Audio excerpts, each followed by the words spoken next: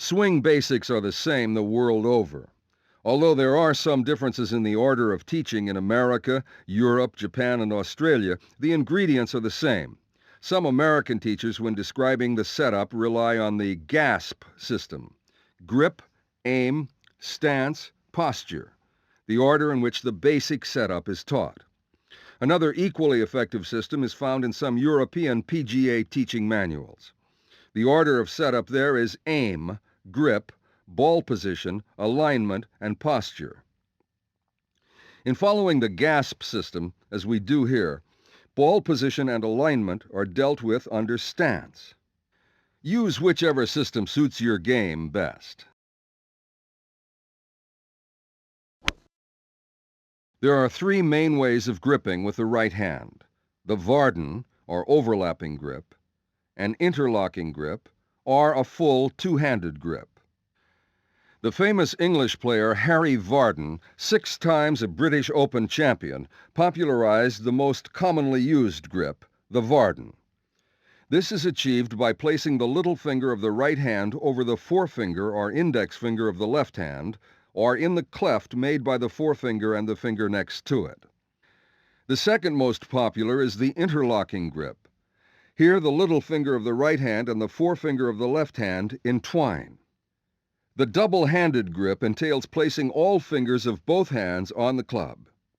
When you've decided on your grip, your left thumb should be slightly to the right of the center of your shaft, and your right thumb slightly to the left. This will let both thumbs form small V's with the base of each forefinger. The positioning of these V's is vital. They should point between your chin and right shoulder, a position described as the orthodox or neutral position. If you had them pointing straight up at your chin, you would have a slicer's grip, and the other way around, pointing outside the right shoulder, you would have a hooker's grip.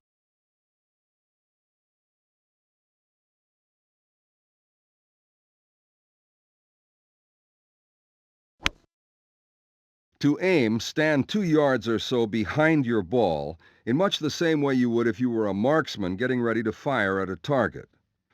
Imagine a line drawn from the target back to your ball, and pick a spot along that line not more than 10 yards in front of your ball. Then lay all of the sole of your club on the ground, setting the bottom front edge at right angles to your ball to target line. The top of your grip should be opposite the inside of your left thigh in a correct stance, and it should also be level with your ball. In taking your stance, picture lines drawn across the toes and shoulders parallel to the ball to target line. Using the bottom edge of your club face as your reference point, set your shoulders and the line across your toes at right angles to it. Picture the parallel lines, those railway tracks which will help you swing your club head true to the correct plane. Now a word about ball position. Although top players generally play all shots from a point opposite the inside of the left heel, many players get better results by using a system in which the ball is opposite the left heel for long shots, but moving progressively towards the middle of the stance for medium and short irons.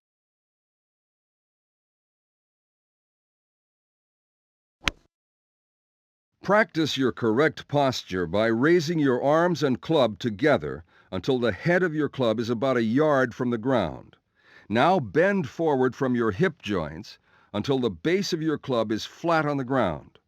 The amount of body bending required varies marginally according to the length of the club being used. The different planes on which different length clubs should be swung are created by this variation in the amount of body bending. With your spine angle now correctly set, you should flex both your knees. This should create a feeling of being ready to go for it, ready for action, and ready to move smoothly in concert with your swinging arms and club.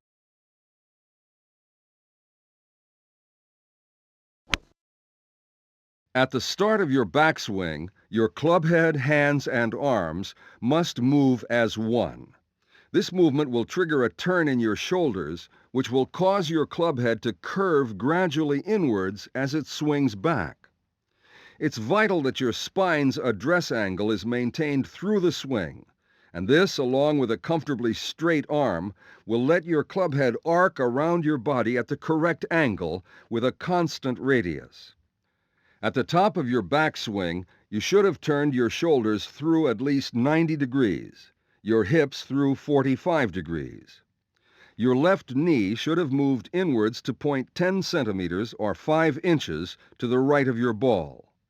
Also, make sure your left thumb and right wrist are under the shaft and that the shaft is parallel to your ball to target line. Your wrists arrive in this position. They are cocked as a result of your club swinging backwards and upwards. All the best players start to move their left knee leftwards just as their hands are arriving at the end of their backward journey. This action of the knee is soon accompanied by the reverse action of the hands and arms, which feels like a downwards pulling action by the last 3 fingers of your left hand. This fully cocks the wrists, ready for the speedy unleashing hand movement needed to square your club face at impact. Visualize the club head being applied freely and squarely into the back of the ball, and that your lower body movement, initiated by the sideways action of your left knee, develops into a turning movement of your hips and shoulders. This unwinding body movement must, however, be in sync with your swinging arms and club head, otherwise faults will develop. When your club has been swung freely through the ball, it should swing inwards and upwards. This will carry your club head up and over your left shoulder, your follow-through, finishing up pointing to the ground with your club shaft diagonally across your back. Make sure the center of your body, your head and your eyes, have turned to face your target or even left of it. Also make sure your weight has flowed through onto the outside edge of your left shoe and that all of the sole of your right shoe is facing directly away from the target.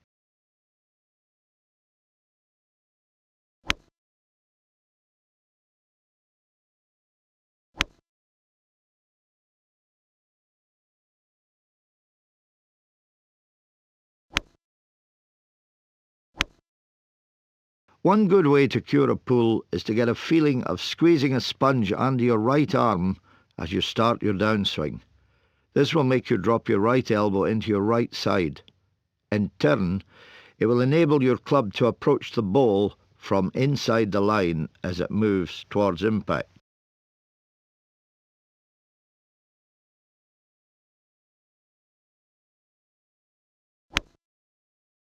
Clearly, it's important to strike the ball in just the right spot to avoid the thin shot. To help you do this, take up the correct stance over the ball and fix your eye on a spot about half an inch behind it, keeping your gaze on it right up to the point of impact. It's a simple tip, but one that can work for all of us.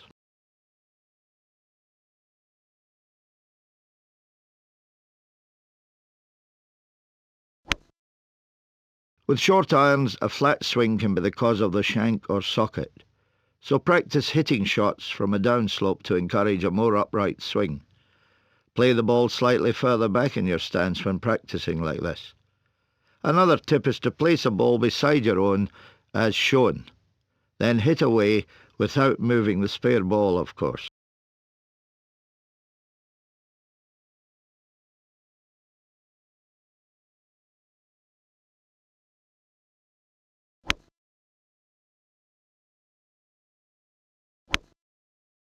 It's all too easy to hit a fat shot no matter what handicap you are, and sometimes the knees are the fly in the ointment.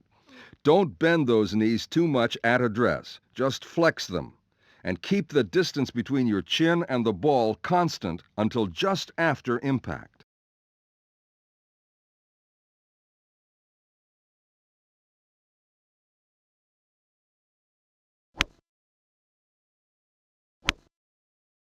A push is an in-to-out swing path with the club face square to that path. One good exercise to cure a push is to place another ball 6 feet in front of the ball you're going to hit. Then concentrate on striking your ball over it. This will encourage what is now said to be the perfect swing path, in to straight to in. That's what you do in practice, and on the course you can still carry out the drill. Pick a point which is on your line a few feet in front of your ball and hit towards it.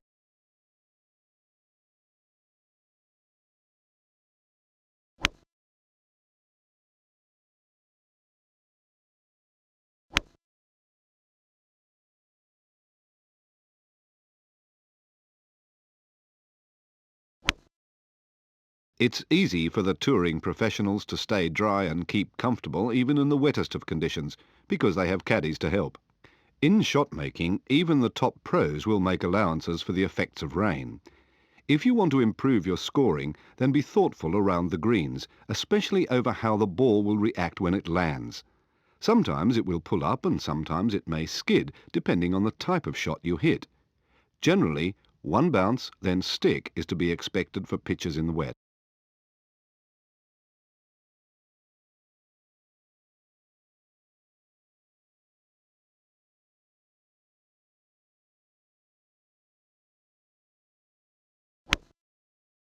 Hitting a chip is the easy part for pros. The challenge is predicting how softly it'll roll. Some guys are better at judging these factors than others. If you find out how it's done, write to me and let me know.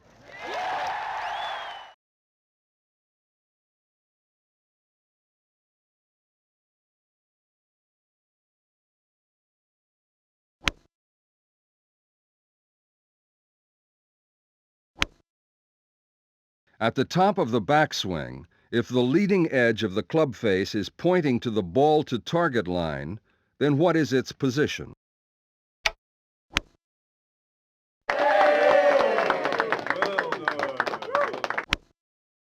If the hands were too far ahead at the address, what effect would this have on the club's loft?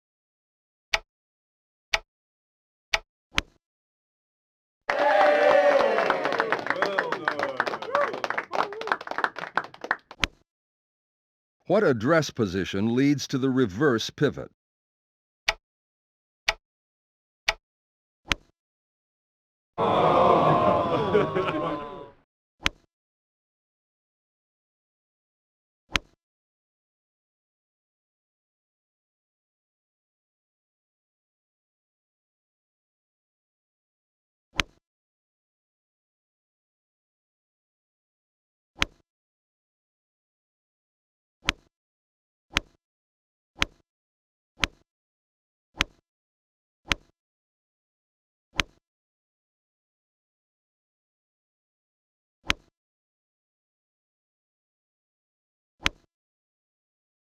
The basics section of this disc will teach you the fundamentals.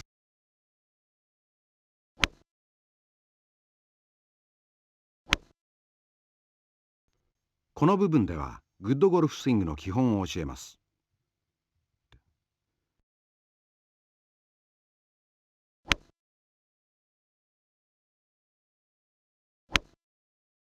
ゴルフのおとぎ話では 90% が幻の森ですが、現実は残念ながら木は透き通ってはいません。